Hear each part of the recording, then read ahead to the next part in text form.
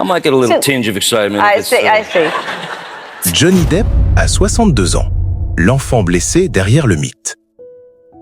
Si vous observez Johnny Depp aujourd'hui, à 62 ans, en train de peindre tranquillement dans le silence d'un atelier européen, vous pourriez croire qu'il a enfin trouvé la paix après toutes les tempêtes.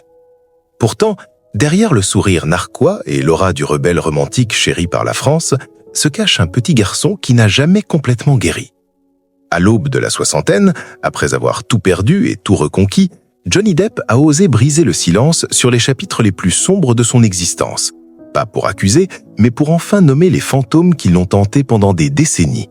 Une enfance marquée par l'instabilité, la peur et la violence d'une mère qu'il a aimée d'un amour complexe et déchirant.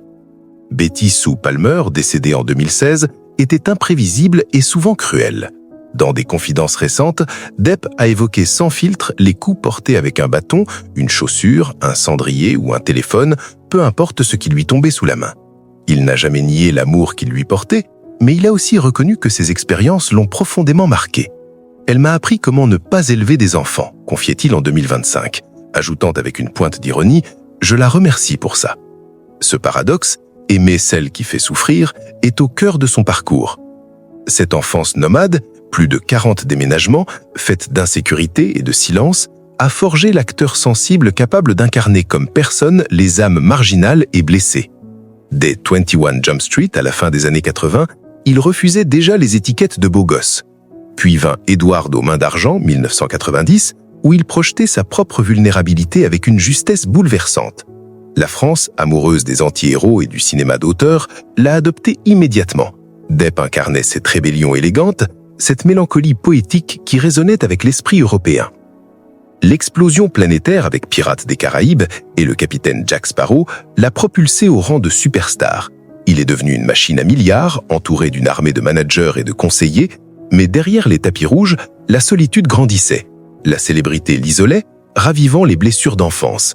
Les problèmes financiers, investissements hasardeux, gestion opaque, les dépendances et les démons intérieurs ont refait surface.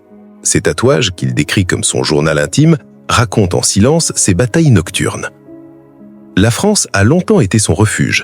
Dans le sud, près de Saint-Tropez, il avait trouvé avec Vanessa Paradis et leurs enfants un véritable foyer, le seul endroit où je me suis senti chez moi, confiait-il encore récemment. L'anonymat relatif, la douceur de vivre, la possibilité de peindre loin des projecteurs, tout cela l'apaisait. Puis vint le tourbillon judiciaire avec Amber Heard, les accusations publiques, le procès très médiatisé de 2022, le rejet brutal d'Hollywood.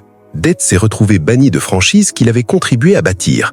Ce rejet a ravivé le sentiment d'insécurité de l'enfant qu'il avait été.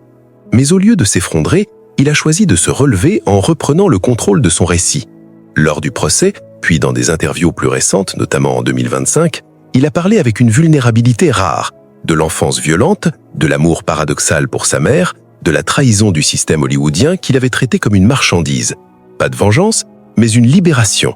Il a aussi témoigné de sa volonté de briser le cycle, être un père présent et aimant pour Lily Rose et Jack, à l'opposé de ce qu'il avait connu.